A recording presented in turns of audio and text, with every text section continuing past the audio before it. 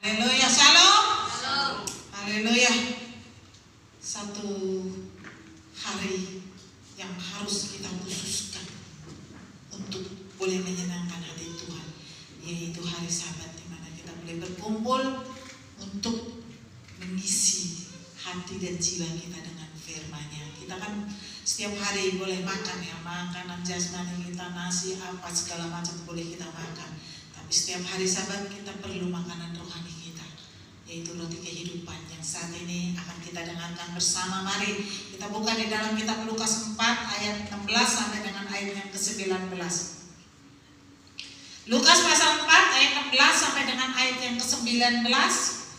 Kita akan baca bersama-sama. 2, 3. Ia datang ke Nazaret, tempat ia dibesarkan, dan menurut kebiasaannya pada hari Sabat ia masuk ke rumah ibadah, lalu berdiri hendak membaca dari Alkitab.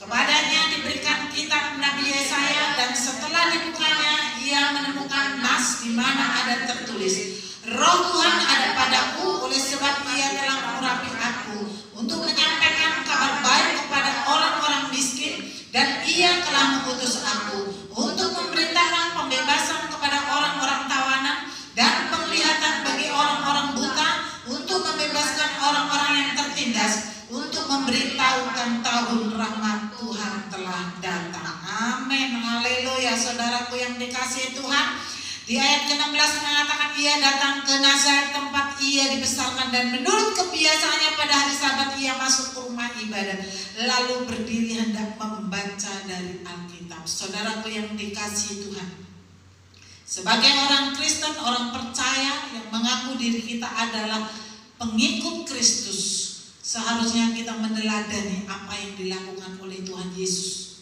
sebagai contoh ketika dia ada di dunia ini. Di dalam firman Tuhan di ayat ke-16 mengatakan bahwa pada hari Sabat Tuhan Yesus masuk ke rumah ibadah. Artinya ada kewajiban Tuhan Yesus datang ke rumah ibadah setiap hari Sabat. Demikian juga di dalam kekristenan kita sebagai orang percaya. Seharusnya ibadah itu menjadi sebuah kewajiban, yang menjadi kewajiban, yang menjadi komitmen di dalam hidup kita, sehingga tidak pernah kita tidak datang beribadah, kecuali memang kita tergeletak tidak dapat berbuat apa-apa karena sakit parah. Tetapi selama kita masih ada tenaga dan kekuatan, seharusnya kita datang untuk memuji, meninggikan Tuhan. Ini satu gambaran yang nyata loh. Tuhan Yesus itu orang yang suci, yang kudus, yang tidak bercela. Itu saja datang beribadah, datang ke rumah Tuhan setiap hari Sabat. Apatah lagi kita yang banyak kelemahan dan kekurangan ini, jelas pasti kita membutuhkan Tuhan. Untuk itu kita perlu datang di tempat di mana kita beribadah, memuji Tuhan. Di ayat 17 mengatakan kepadanya diberikan kitab Nabi Yesaya, dan setelah dibukanya ia menemukan nas di mana ada tertulis, Roh Tuhan ada padaku, oleh sebab ia telah mengurapi aku untuk menyampaikan kabar baik kepada orang-orang miskin, dan ia telah mengutus aku. Saudaraku yang dikasihi Tuhan, Nabi Yesaya itu ada jauh sebelum Tuhan Yesus lahir ke dunia ini. Tetapi keberadaan Tuhan Yesus di bumi ini sudah dinubuatkan.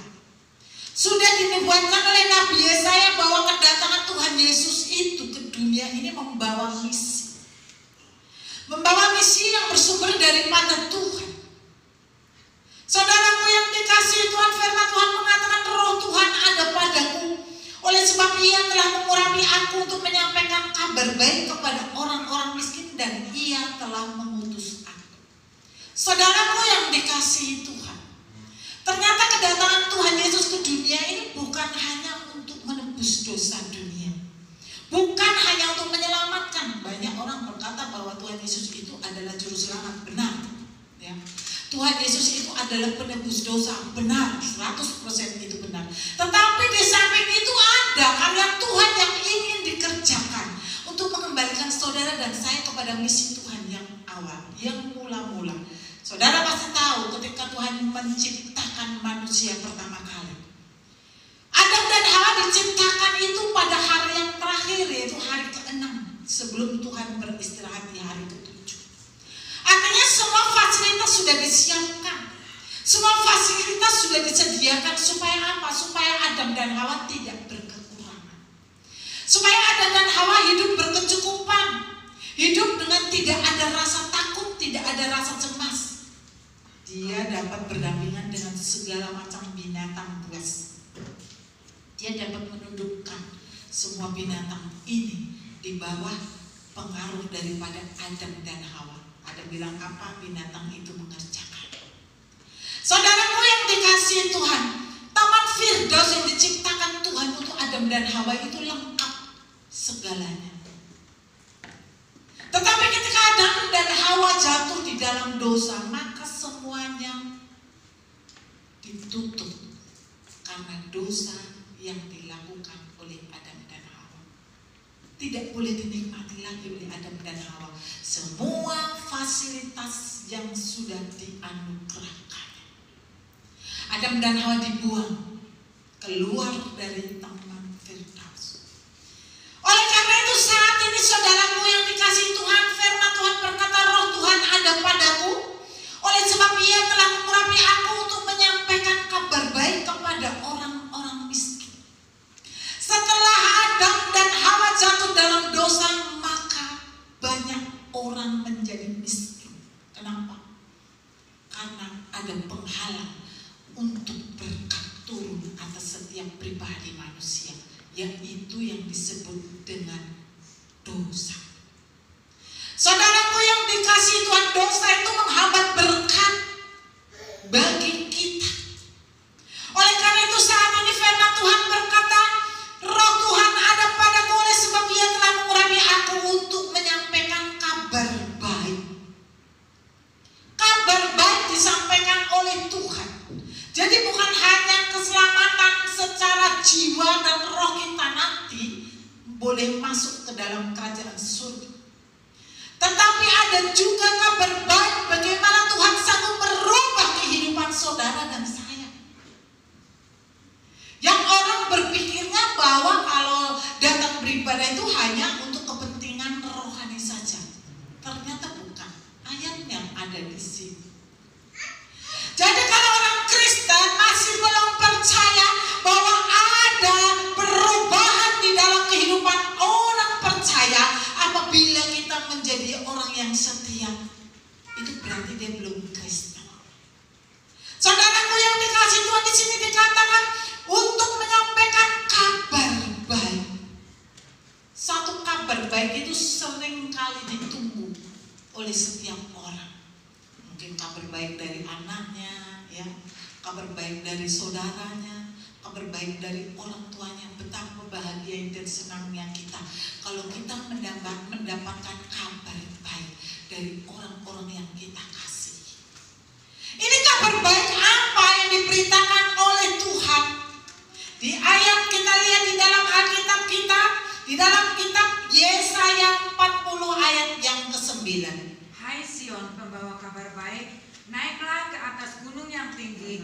Hai Yerusalem, pembawa kabar baik, nyaringkanlah suaramu kuat-kuat. Nyaringkanlah suaramu, jangan takut. Katakanlah kepada kota-kota Yehuda, lihat, itu Allahmu. Haleluya. Ternyata kabar baik itu sumbernya dari Sion. Kabar baik itu sumbernya dari Yerusalem. Tidak ada kabar baik dari negara yang lain. Dari tempat itu dan apa dikatakan kita harus kumandangkan kuat-kuat dengan suara nyaring dan mengatakan apa? Itu Allahmu. Haleluya. Lihat, itu Allahmu. Saudaraku yang dikasihi Tuhan, bangsa Israel mungkin mengalami keterpurukan yang amat sangat.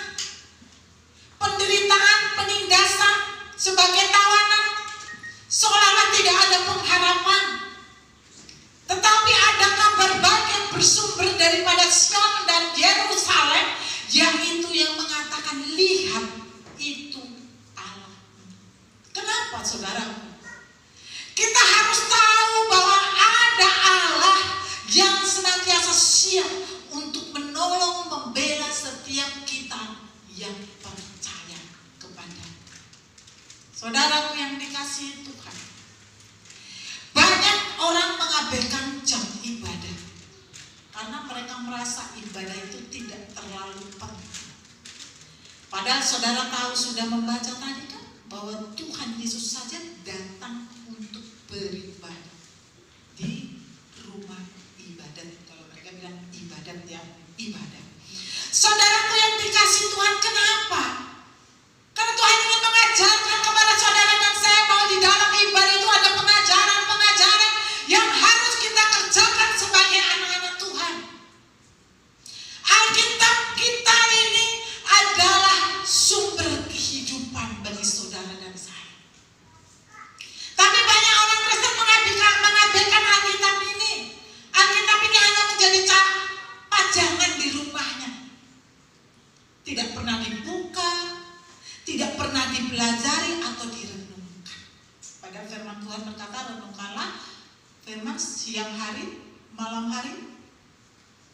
Saudaraku yang dikasihi Tuhan, Alkitab yang saudara punya di rumah saudara kadang-kadang berdebu kan? Kenapa? Karena tidak pernah dibuka, bahkan mungkin tidak pernah dibawa ke gereja. Padahal Alkitab ini menjawab setiap apa yang menjadi kebutuhan saudara. Inilah sumber kehidupan yang sebenarnya yang harus saudara pelajari untuk supaya kita boleh mengalami kehidupan. Saudaraku yang dikasihi Tuhan, kabar baik yang disampaikan oleh Sion, kabar baik yang disampaikan oleh Yerusalem itu mengatakan, lihat itu Allahmu. Saudaraku yang dikasihi Tuhan, ketika manusia jatuh dalam dosa, kemiskinan, kesusahan, belenggu dosa, ya, penderitaan menjadi bagian manusia. Oleh karena itu Tuhan datang, Yesus datang bukan hanya untuk menebus dosa dunia, tetapi Yesus datang juga untuk memulihkan keadaan saudara dan saya. Seperti apa yang dirancang Tuhan ketika Dia menciptakan Adam dan Hawa yang pertama kalinya, mengembalikan kita ke Eden. Saudaraku yang dikasihi Tuhan, kabar baik ini diberitakan sampai saat ini. Seluruh dunia, hampir seluruh dunia mendengarkan siapa Yesus itu. Tapi toh kabar baik ini juga masih banyak orang yang tidak menerimanya. Padahal di dalam kabar baik ini ada jawaban dari setiap persoalan kehidupan kita. Kita lihat di dalam kitab Roma pasal 10 ayat 16. Tetapi tidak semua orang telah menerima kabar baik itu. Yesaya sendiri berkata, Tuhan, siapakah yang percaya kepada pemberitaan kami? Haleluya. Siapa yang percaya tentang kabar baik ini, bahwa akan ada berita untuk orang-orang miskin, untuk diangkat kehidupannya, untuk berita untuk tawanan-tawanan yang dibebaskan? Siapa yang percaya Tuhan? Kata Nabi Yesaya. Kenapa? Karena memang banyak manusia yang tidak percaya sampai saat ini. Bahkan orang yang menyebut dirinya orang Kristen saja banyak yang belum percaya bahwa Tuhan menjadi jawaban dari setiap persoalan kita. Haleluya. Saudaraku yang dikasihi Tuhan, kenapa banyak orang Kristen tidak percaya? Karena dianggap Alkitab ini hanya sekedar sejarah, Alkitab ini hanya sekedar cerita, bahkan Alkitab ini hanya sekedar dongeng zaman purbakala, sehingga mereka tidak percaya bahwa di dalam Alkitab kita ini ada kehidupan yang dapat menjamin kehidupan saudara dan saya. Saudaraku yang dikasihi Tuhan, orang banyak mencari solusi yang instan, ya kan? Pergi ke dukun, dikirain dukun bisa menjawab. Saya kadang-kadang geli dan heran. Ada katanya orang pintar yang dapat menggandakan uang, contohnya seperti itu. Banyak orang berbondong-bondong datang untuk menggandakan uangnya. Contoh 1 juta bisa menjadi 10 juta. Terus saya pikir, lah kalau memang dia bisa menggandakan uang, ngapain dia menggandakan uang orang? Uangnya dia sendiri aja dia gandakan terus sampai dia menjadi orang yang sangat kaya raya dan berbagi kepada orang lain, berbagi kepada orang miskin. itu. Kalau memang benar dia bisa menggandakan uang. Tetapi itu semua hanya tipuan. Tipuan setan. Tetapi banyak orang yang mempercayainya. Dan biasanya yang instan itu ada imbalannya, ada tumbalnya. Kalau setan memberikan pesugihan itu pasti ada tumbalnya, tidak ada mulus. Tetapi kalau Tuhan kita Yesus memang tidak instan kita terima saat kita meminta. Ada proses di dalamnya. Tetapi kalau Tuhan sudah memberikan, itu sesuatu yang ajaib dan permanen adanya. Haleluya. Saudaraku yang dikasihi Tuhan, firman Tuhan mengatakan untuk menyampaikan kabar baik kepada orang-orang miskin. Pertama adalah kabar baik untuk orang miskin. Bayangkan saja. Kenapa? Kok pertama kali kabar baik ini harus diberitakan kepada orang miskin? Karena orang miskinlah orang yang paling banyak mengalami penderitaan. Orang miskin pasti hidupnya susah, pasti, jamin. Jadi kalau mengatakan orang miskin nonsen. Memang kalau saudara tidak makan, kalau saudara melihat anak saudara tidak bisa makan, saudara bisa senang. Tidak mungkin. Orang miskin itu adalah orang yang penuh dengan kesusahan. Orang miskin itu orang yang penuh dengan kekurangan. Orang miskin itu adalah orang yang tidak pernah diperhitungkan oleh orang lain. Dan orang miskin itu biasanya tidak mempunyai pemikiran untuk mendapatkan hari depan yang lebih baik lagi. Saudaraku yang dikasihi Tuhan, dulu saya punya keponakan dari Salatiga diambil budenya untuk ke Jakarta. Dia anaknya satpam, saudaraku yang dikasihi Tuhan ya. Jadi suaminya ponakan saya ini satpam, tapi meninggal suaminya, kecelakaan. Jadi istrinya itu ponakan saya itu membantu istilahnya, kan kakak punya ya warung makan lah gitu ya. Saudara tahu ketika saya tanya, emang cita-cita kamu apa nanti? Saya bilang, dipanggil saya Oma kan, karena itu anaknya ponakan saya. Jadi satpam Oma. Hah? Jadi satpam? Iya. Kenapa? Karena hidupnya di dalam ruang lingkup kesederhanaan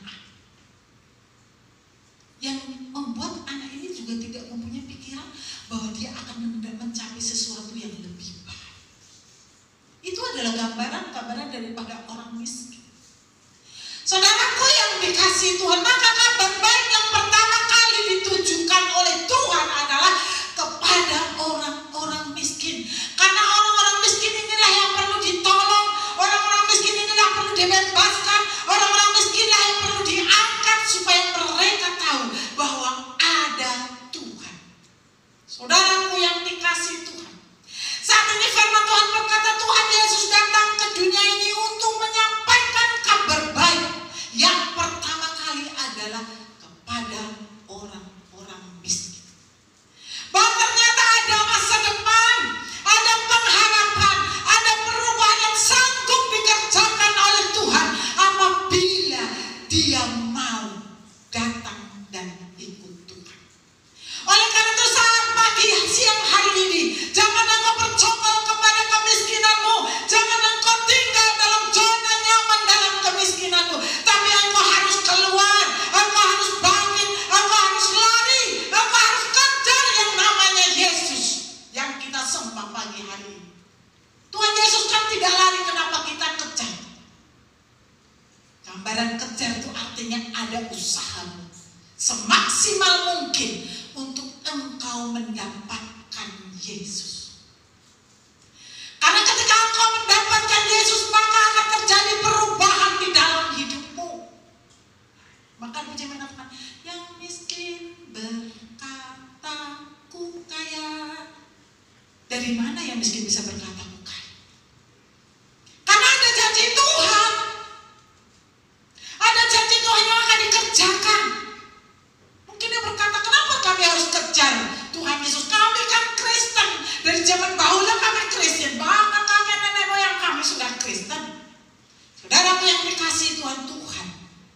tidak ingin engkau hanya menjadi orang Kristen-Kristenan. Kristen apa?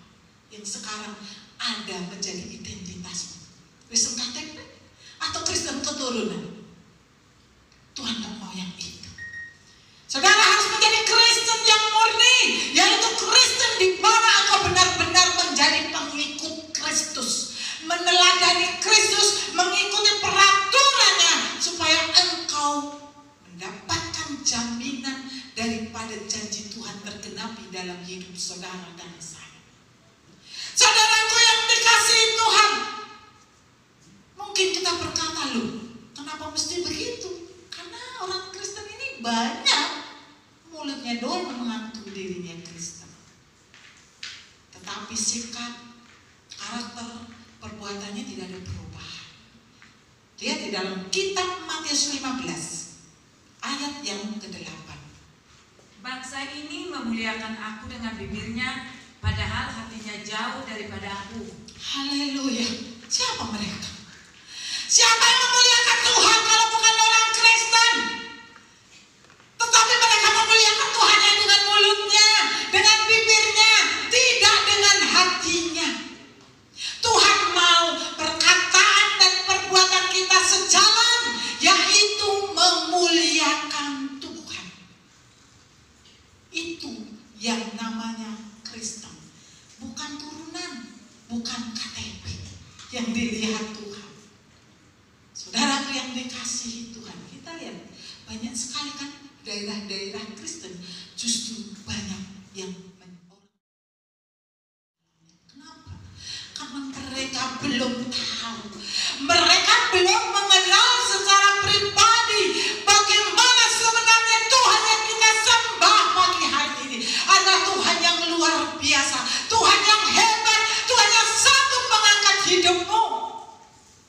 Saudaraku yang dikasihi Tuhan, di dalam kitab Yohanes 10 ayat 10 mengatakan, Pencuri datang hanya untuk mencuri dan membunuh dan membinasakan.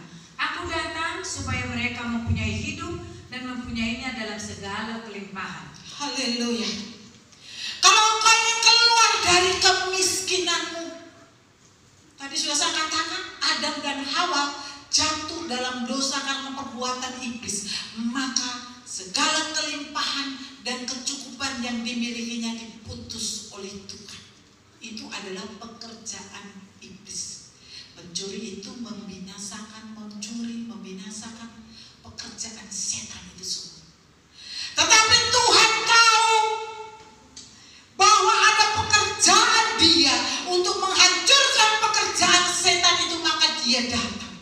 Bukan hanya untuk menyelamatkan atau menebus dosa saudara dan saya, tetapi ada yang dikerjakan Tuhan untuk memperbaiki hidup saudara dan saya, memperbaiki ekonomi kita, memperbaiki masa depan kita. Itu adalah pekerjaan Tuhan. Maka Dia berkata, aku datang supaya engkau mempunyai hidup. Dan ingat, bukan hanya hidup, hidup dengan kelimpahan. Saudaraku yang dikasihi Tuhan, yang namanya kelimpahan itu berarti berkecukupan. Tidak ada kekurangan, tidak ada kesusahan.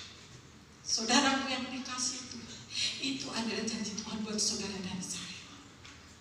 Oleh karena itu, sebagai orang Kristen dimanapun engkau saat ini berada, percayalah engkau mempunyai Tuhan yang luar biasa, Tuhan yang ajaib, Tuhan yang sanggup mengangkat dan mengubah hidupmu. Karena Dia datang bukan hanya untuk menebus dosa dunia, tetapi juga memberikan engkau hidup dan mempunyai dalam segala kelimpahan. Saudaraku, banyak kalau orang berkata, oh ya karismatik itu teologinya teologi kemakmuran katanya. Kemakmuran artinya selalu berbicara tentang berkat. Loh, kenapa tidak? Bukankah Adam dan Hawa dulu dipenuhi dengan berkat? Kita harus dong kembali ke sana. Jadi bukan teologi, tapi ini adalah realita yang harus dimiliki setiap oleh orang Kristen. Memegang janji Tuhan, mengklaim janji Tuhan dengan tetap tinggal setia mengasihi Tuhan. Saudaraku yang dikasihi dikasihi Tuhan, kalau Tuhan sudah mengatakan aku datang untuk memberikan engkau hidup dan mempunyainya dalam segala kelimpahan, engkau harus ikuti dia. Ikuti teladannya, ikuti aturannya, ikuti perintahnya, maka dia akan mengangkat hidupmu, mengangkat ekonomimu. Kita lihat di dalam kitab Mazmur 113 ayat 7 dan 8. Ia menegakkan orang yang hina dari dalam debu dan mengangkat orang yang miskin dari lumpur, untuk mendudukkan dia bersama-sama dengan para bangsawan, bersama-sama dengan para bangsawan bangsanya. Haleluya. Saudaraku yang dikasihi Tuhan, dunia tidak sanggup memberikan kepada saudara. Keluargamu tidak sanggup memberikan, mengangkat hidupmu. Tetapi ada satu nama yang saat ini kita sembah, yaitu Yesus Kristus Tuhan. Dialah yang sanggup mengangkat hidupmu. Dia akan mengangkat orang hina dari dalam debu. Dia akan mengangkat orang miskin dari dalam lumpur. Yang artinya ada keajaiban yang luar biasa yang Tuhan kerjakan dalam hidup saudara dan saya, supaya saudara dan saya memiliki janji Tuhan, supaya kita hidup dan mempunyainya dalam segala kelimpahan. Hanya Tuhan yang sanggup, tidak ada yang lain. Jangan pernah kau andalkan kekuatan, tenagamu, pekerjaan. Kita tidak tahu hari esok apa yang akan terjadi. Tetapi ketika kita mengandalkan Tuhan, Tuhan yang akan menjaga, memimpin dan membimbing kita untuk mencapai apa yang menjadi janji Tuhan. Haleluya. Saudaraku yang dikasihi Tuhan, kitab 2 Korintus 8 ayat 9 mengatakan, Karena kamu telah mengenal kasih karunia Tuhan kita Yesus Kristus, bahwa Ia yang oleh karena kamu menjadi miskin, sekalipun Ia kaya, supaya kamu menjadi kaya oleh karena kemiskinannya. haleluya. Tuhan yang kita sembah, Tuhan Yesus, Dia rela menjadi miskin. Dia rela menjadi miskin. Saudaraku yang dikasihi Tuhan, untuk apa? Supaya saudara dan saya menjadi kaya di dalam Dia. Jadi jangan frustrasi atau menyerah. Kenapa hidup saya seperti ini terus? Engkau yang harus berubah. Berubah semakin setia kepada Tuhan, semakin lebih lagi mengasihi Tuhan, supaya apa yang menjadi janji Tuhan, kedatangannya ke dunia ini, bukan hanya jiwa saudara yang diselamatkan, tetapi ekonomi hidup saudara pun dipelihara dan dicukupkan oleh Tuhan.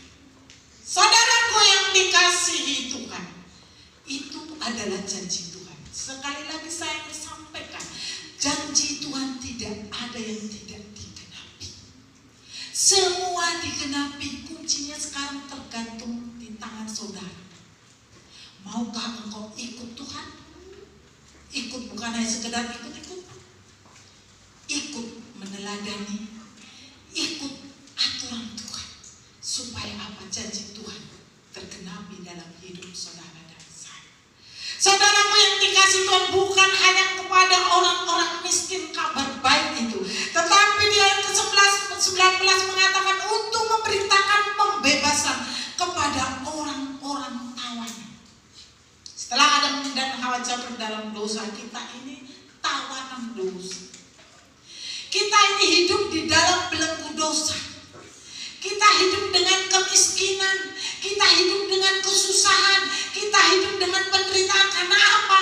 Karena dosa yang sudah dilakukan oleh Adam dan Hawa, maka kita mengalami itu. Tetapi saat siang hari ini Tuhan Yesus berkata, Dia datang juga untuk membebaskan para tawanan. Dia akan membebaskan engkau dari belenggu itu. Dia akan membebaskan engkau dari tawanan dosa itu, supaya engkau dapat berdiri tegak dan tidak ada lagi yang menghalangi berkat tercurah atas hamba-Mu, atas hidupmu, karena dosa sudah dipatahkan. Karena dosa penghambat berkat masuk dalam hidupmu. Kita lihat di dalam kitab Kisah Para Rasul 13 ayat yang ke-39. Dan di dalam Dialah setiap orang yang percaya memperoleh pembebasan dari segala dosa, yang tidak dapat kamu peroleh dari hukum Musa. Haleluya. Setiap kita orang percaya, kita akan menerima pembebasan. Pembebasan ini sangat penting bagi kita. Kalau kita masih hidup di dalam belenggu dosa, berkat tidak pernah ada turun atas hidup. Ya mungkin sekedar makan minum seperti berkat umum itu biasa, semua mereka terima. Tapi berkat spesial tidak akan pernah engkau terima ketika engkau belum terbebas dari dosa. Karena ketika engkau terbebas dari dosa, itulah engkau mempunyai hidup yang penuh dengan pengharapan. Saudaraku yang dikasih Tuhan, sekalipun pembebasan itu diberikan gratis oleh Tuhan, dengan penyalipannya di Bukit Golgota dan mati dan dibangkitkan, tapi toh masih banyak yang belum dan tidak mau menerima pembebasan itu. Kita lihat ayatnya di dalam kitab Ibrani 11 ayat 35. Ibu-ibu telah menerima kembali orang-orang yang telah mati sebab dibangkitkan, tetapi orang-orang lain membiarkan dirinya disiksa dan tidak mau menerima pembebasan supaya mereka beroleh kebangkitan yang lebih baik. Haleluya. Banyak orang bercokol dalam zona nyamannya, hidup di dalam dosa. Banyak orang mengeraskan hatinya, tidak mau berpindah dari kehidupan lamanya masuk dalam kehidupan yang baru bersama dengan Tuhan. Padahal sudah jelas di sini dikatakan yang mati dibangkitkan. Untuk apa dibangkitkan? Untuk memperoleh kehidupan yang penuh pengharapan. Ini adalah gambaran ketika kita ada di dalam dosa, kita ini sebenarnya sudah mati. Kita sudah mati pengharapan kita. Kita mati masa depan kita, tidak ada lagi gairah untuk memperoleh hari depan yang lebih baik. Tetapi ketika Yesus mati, membebaskan saudara dan saya dari tawanan dosa, maka saudara dan saya memperoleh kebangkitan dalam hidup ini. Kebangkitan bukan hanya kebangkitan jasmani kita, kebangkitan rohani kita, tapi semuanya diperlengkapi oleh Tuhan. Kebangkitan ekonomi saudara, kebangkitan masa depan saudara, semua diberikan kepada orang-orang yang percaya dan mengasihi Dia. Tapi toh banyak yang tidak percaya. Orang Kristen saja banyak loh yang tidak percaya. Satu bukti apa? Mereka cuek dengan ibadah. Mereka tidak peduli dengan ibadah. Mereka anggap ibadah itu sebuah kerugian, membuang waktu, membuang tenaga, membuang persembahan. Padahal kita harus tahu, kita memberikan segenap hati jiwa kita, persembahan kita, Tuhan balaskan bukan hanya 100 kali ganda, tapi sampai kami berhenti menghitung. Saking banyaknya berkat tercurah sehari-hari orang yang mengasihi Dia. Saudaraku yang dikasihi Tuhan, di sini juga dikatakan bukan hanya kepada orang miskin, bukan hanya membebaskan orang tawanan, tetapi juga memberikan penglihatan bagi orang-orang buta. Ini bukan hanya berlaku kepada fisik. Kalau fisik Tuhan Yesus kerjakan ketika Dia hidup di dunia, mata buta dicelikan. Tetapi di sini dikatakan memberikan penglihatan bagi orang-orang buta. Ini mempunyai gambaran yang sangat dalam, yaitu membuka mata hati kita, membuka mata rohani kita untuk mengerti kebenaran yang sesungguhnya. Saya rasa dulu kita semua juga buta, walaupun kita punya mata jasmani. Buta apa? Kita nggak ngerti kebenaran. Ya kita jadi orang Kristen, dari lahir kita jadi Kristen. Tapi ya Kristen aja, sebutannya aja kita ini Kristen. Orang tua Kristen, kakek nenek moyang kita Kristen. Tapi apakah kita sudah mengerti kebenaran? Belum tentu. Banyak orang Kristen masih buta dengan kebenaran. Saudaraku yang dikasih Tuhan, padahal mata hati dan mata rohani kita ini sangat penting untuk melihat kebenaran yang sesungguhnya, supaya hidup kita dirubah oleh Tuhan. Saya saja sudah umur dewasa lah, saya baru mengerti kebenaran yang sesungguhnya. Sekalipun dulu saya adalah orang yang termasuk guru sekolah minggu, ya. Tapi ya guru sekolah cuman begitu aja, hanya cerita tentang dongeng-dongeng Alkitab ini saja yang saya sampaikan kepada anak-anak. Saya tidak mengerti maksud kedalaman. Tetapi ketika saya mulai mengerti, mulai belajar melayani dan mulai mengerti arti kebenaran yang sebenarnya, maka terbukalah mata yang selama ini tertutup untuk melihat kebenaran yang ada di dalam Yesus Kristus. Dan ternyata kebenaran itulah yang mampu mengubah hidup kita. Saudaraku yang dikasihi Tuhan, jangan kita punya mata jasmani melek, tapi rohani kita mati. Kita harus mempunyai mata hati kita terbuka kepada Tuhan, karena mata rohani itulah, mata hati itulah yang akan menjadi kekuatan bagi engkau berjalan mengasihi Tuhan, karena engkau sudah tahu, mengerti akan kebenaran. Saudaraku yang dikasihi Tuhan, kita lihat banyak yang punya mata jasmani tetapi tidak punya mata hati. Kita lihat di dalam kitab 2 Korintus 4 ayat 4. Kenapa seperti itu? Yaitu orang-orang yang tidak percaya, yang pikirannya telah dibutakan oleh ilah zaman ini, sehingga mereka tidak melihat cahaya Injil tentang kemuliaan Kristus yang adalah gambaran Allah. Haleluya. Banyak orang yang tidak mampu melihat cahaya Injil Tuhan. Cahaya Injil Tuhan inilah yang sebenarnya menerangi hidupmu, menerangi perjalananmu. Tetapi banyak orang sudah tertutup matanya dengan ilah zaman ini. Ilah zaman ini gambaran apa? Dengan gambaran uang, harta, kedudukan, hawa nafsu. Ya, itu adalah ilah zaman ini. Inilah yang menutupi mata hati kita untuk melihat kebenaran yang sesungguhnya. Sehingga apa? Sehingga kita tidak dapat melihat kebenaran itu. Yang ada hanya pikiran kita, logika kita, pengertian kita sendiri. Padahal firman Tuhan jelas mengatakan ada cahaya Injil Tuhan yang harus kita lihat. Apa sebenarnya di dalam Injil ini? Ada apa sebenarnya dengan Alkitab kita ini? Itu harus kita lihat dan harus kita kerjakan. Jangan hanya sekedar melihat dan tahu, tidak melakukan. Itu sama saja bohong. Saudaraku yang dikasihi Tuhan, banyak orang-orang Kristen yang hidup di dalam kemunafikan. Saudara yang tahu lihat ayatnya? Kita lihat ayatnya ya. Yohanes 9 ayat yang ke-39.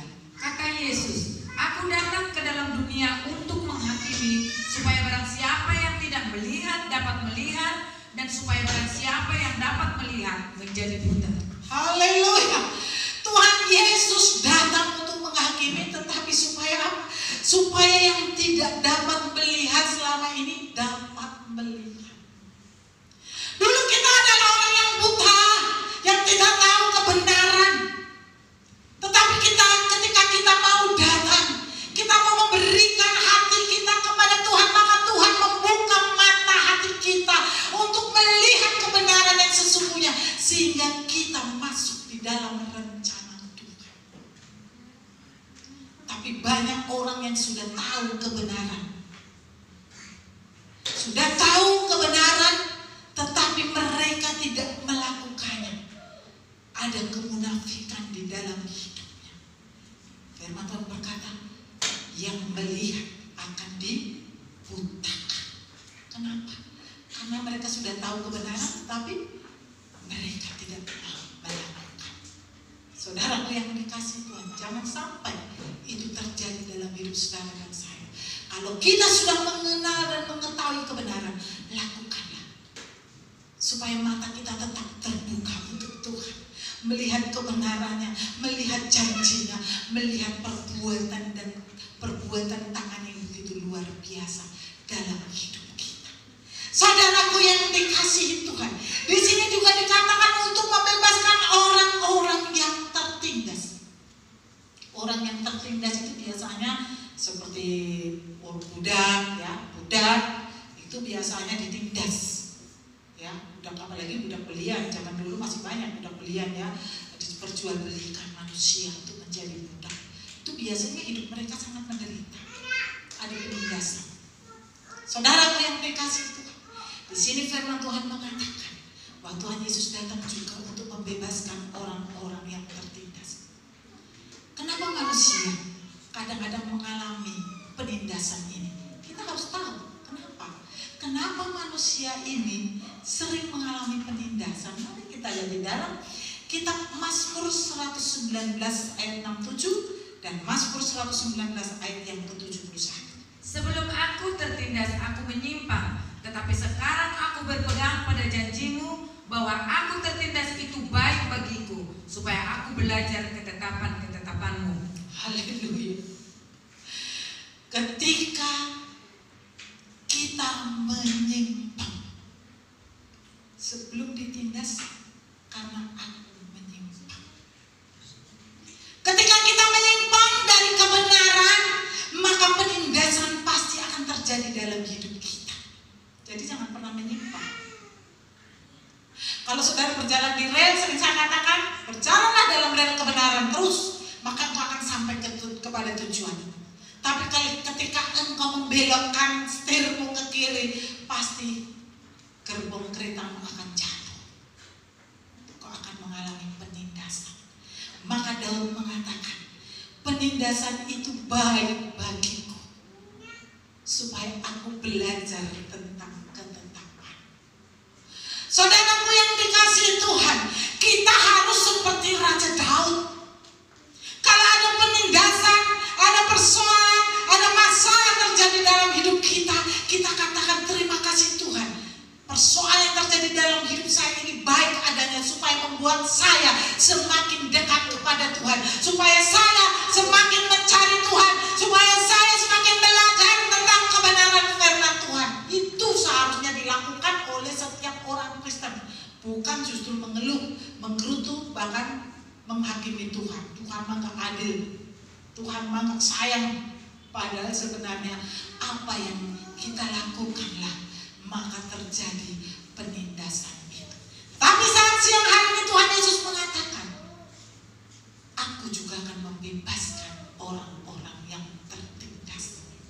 Kuncinya kembali berpegang kepada kebenaran firman Tuhan. Semua ada solusi, semua ada jawaban. Yang terpenting, pegang kunci. Lakukan setiap apa yang menjadi kebenaran firman Tuhan, maka janji Tuhan semuanya pasti digenapi bagi setiap kita yang boleh tetap percaya dan setia mengasihi Dia. Di ayat yang berikutnya mengatakan, untuk memberitakan tahun rahmat Tuhan telah datang.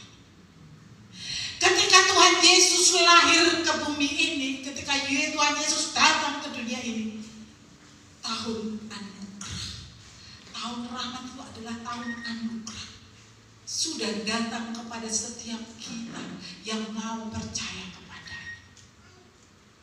Akan ada pembebasan dalam hidup kita, akan ada kelepasan, akan ada pengangkatan dari kehidupan kita yang terpuruk selama ini. Tuhan ingin memberitakan bahwa tahun rahmat Tuhan telah datang. Ketika Yesus datang, tahun itu menjadi milik kita, yaitu rahmat Tuhan, anugerah Tuhan terjadi dalam hidup saudara dan saya yang mau mengambil sikap untuk maju setia mengasihi Dia. Ratapan 3 ayat 22. Tak berkesudahan kasih setia Tuhan, tak habis-habisnya rahmat-Nya. Haleluya. Rahmat Tuhan tidak pernah habis.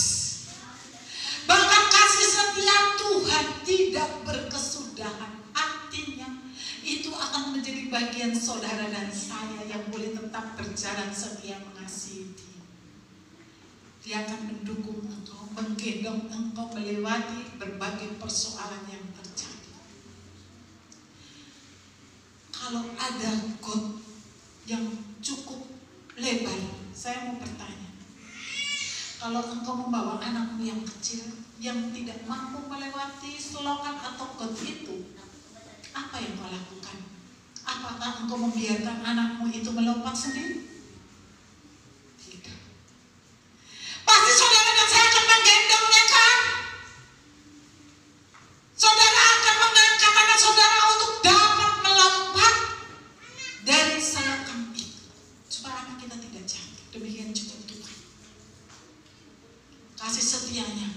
akan terus menggendong engkau melewati lembah ngarai jurang yang dalam.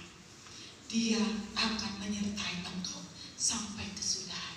Ayat terakhir mengatakan 1 Petrus 1 ayat yang ketiga.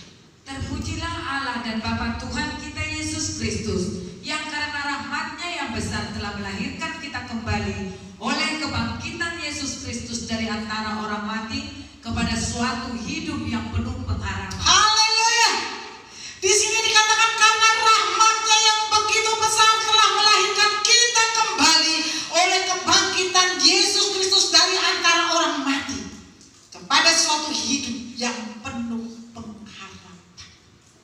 Yang dulunya kita mati, tetapi karena kebangkitan Yesus, kita pun juga dibangkitkan untuk memperoleh kehidupan yang penuh pengharapan. Saudaraku yang dikasihi Tuhan, saudara tidak tahu apa yang akan terjadi hari esok, apa yang akan terjadi di kemudian hari.